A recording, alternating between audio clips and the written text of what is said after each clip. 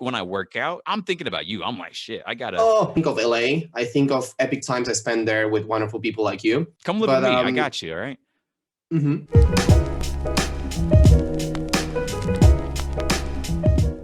love LA for the memories I have. Hey, yeah, honestly.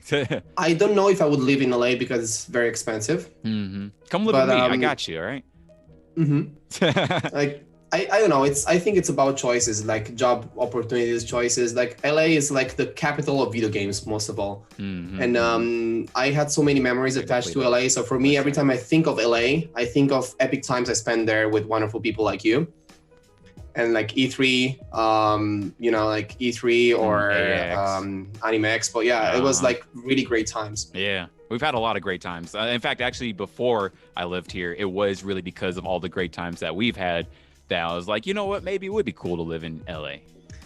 You know, my friend, what I'm trying to say is that it's not about the world, because I can also say wonderful things about Trinidad and Tobago. That was one of the most impressive countries I visited. Wow. Trinidad and Tobago was like in the Caribbean Sea, you know, like for a lot of people in Europe don't know about Trinidad and Tobago because it's like a small country. Island. But the amount of love I received there, and the convention, Elias Entertainment Expo, I was there as a guest in 2016, sorry, was really impressed me a lot, because it doesn't take like countries like Trinidad and Tobago or like realities like Trinidad and Tobago show to the world that you have to be creative, and you have nothing less than other countries, you know, to organize such a wonderful fun. And there were like people there always dancing, good energy. I really love that community so much. So Trinidad and Tobago has a very special spot in my heart. I love the Brazilian community as well. Ooh. Mexican community, I'm not even mentioned that because mi corazón es mexicano, and I'm like thinking like, oh my god, like Mexico really steal myself for the food, for the people, for the amount of gifts I received. So what I'm trying to say with all this is that if you ask me like a favorite place in the world, I would never be able to say that, because it's so always the people. It's always the people making the places. You know, it's not about how rich your country is or how many events you have, how big the event is, who was there, somebody important, who cares? You guys are important. You make your own country wonderful. This is the thing, you know? And I want to make this message for all the people that feels that they are living in a poor country, or that they live in a country that's not enough. It's not about the country. It's about you guys. You can make the difference. It doesn't matter who you are or what you do. You can make the difference. Damn. Inspirational. I love it, man. Like, you know, like I'm telling this because a lot of people in Italy complains about Italy, but they've never been abroad. And I'm like, ma se non sei mai stato all'estero, perché ti lamenti dell'Italia? Perché? And I'm like, you know, like, why are you complaining if you've never been outside? That's a great point. Yeah, right. You complain about like your own world, but you don't know how good really it is. The grass isn't greener, as you know, like as an American phrase or English phrase, I guess, right?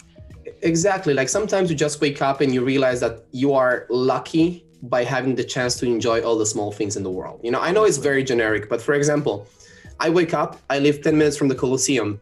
That's so cool. It's something simple. It's something that might not mean money, it might not mean like a working opportunity whatsoever, but just having the idea that you can go to the Colosseum in 10 minutes from here. You can drive here in 10 minutes and you've been there. And you just enjoy this wonderful masterpiece of art. And you're just standing there, enjoying your moment, your time, and just having a moment of peace and appreciating small things like a coffee in front of the Colosseum. Wow. Sometimes that's enough for happiness. That is. So I like that. And also, I can't wait till I get to do that because I haven't been there yet, you know? So double coffee, double JOJO coffee. Yes. I want to drink caffeine until I can see stands. So how are you doing, by the way, these days? How's life treating you? You're always like amazing, funny. You're like always keeping yourself motivating. Honestly, I'm really grateful for how things are right now. You know, like a lot of bad things are happening, but I feel really grateful because I mean, I'm healthy. I got a job I like, you know, and I got a job, you know. I got a lot of good friends and family, you know. I get to talk to you, you know, like this is something that like I'm really happy that this is happening, you know, like this has been I also have a lot of inspirational friends like yourself, like people who keep me going on. Hell, even like when I work out, I'm thinking about you. I'm like, shit, I gotta do like the flag, and I gotta make sure my upper body's right, because the next time I see you, we gotta go up. I gotta be able to keep up, like. I'll bring you to a wrestling show next time you'll be here. I'm so hyped. So please tell us about the wrestling. That's a great segue right there. So, my friend, since I was a kid, I'm always talking about positive things, but don't forget that positive things can come also from negative ones, So when I was a kid, I just long story short, I suffered of bullyism because I was a geek. I didn't know you got bullied. Oh, wow. I got bullied. I got bullied, and I had like a physical issue that I couldn't assimilate well carbs in my body. Oh. So basically my body structure is kind of like was kind of weak, so I was like a sort of Midoriya. Wow, you were a Midoriya type, huh? I was kind of a Midoriya type, but in a Bakugo way. There we go. I was pissed off with myself instead of the others, because I was pissed off for the fact that people was able to bully me.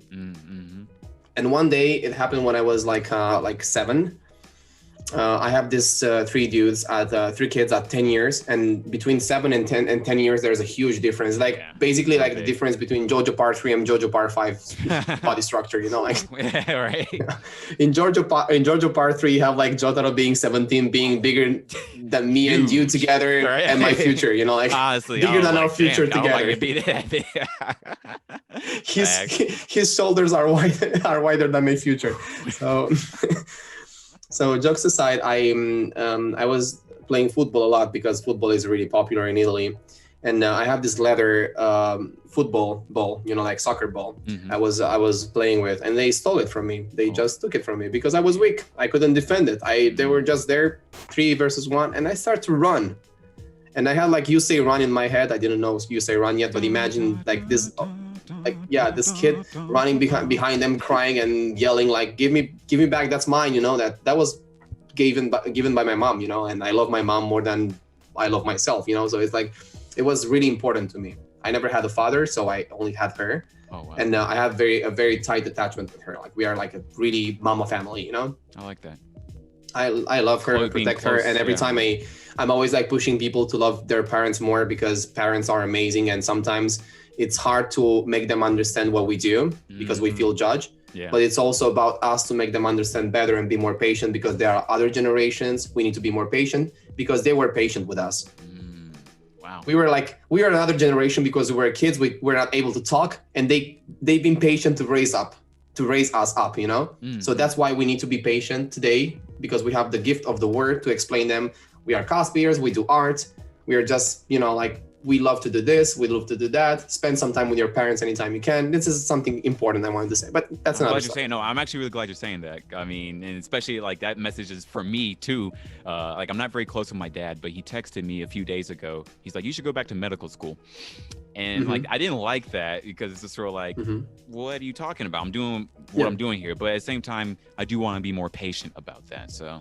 Yeah, because it's also his perspective. He wants you to be successful and happy in your life. So maybe he said that for this, but it's also up to your patience to make him understand, well, medical school is not for me. I love what I do. I love video games. I love my community. It's a whole different community. I know things are different today, but world is changing. I'm happy, be happy for me, but just be patient and explain him that slowly, that this is like, he's still your dad, like it's still your father. So it's like nice to be nice. I was get bullied by these 3 kids, and I started to run behind them. I was running so fast. I was like, boom, boom, boom. I gotta catch him. And I couldn't because my legs couldn't make it. My breath couldn't make it. I broke my breath. I was like, I just like, imagine this whole, this scene, it was not raining, but imagine rain. So me staying on my knees, like, go on. And then I was like, I was like starting from that day, I want to do 10 push-ups every day to become big. Wow. And I started to do push-ups. I got into athletics because I wanted to be faster and running. I wanted to be bigger and having a better structure. So I want to prove that even if I was skinny, I can have a bigger body to defend myself and defend the others, and be fast enough to run away from everything or run behind somebody who potentially steals that from me. So This Damn. whole story led me to become who I am today. The hero's And journey, mostly, why am I telling you this story? Because when I was a kid, I was a huge fan of Dave Bautista.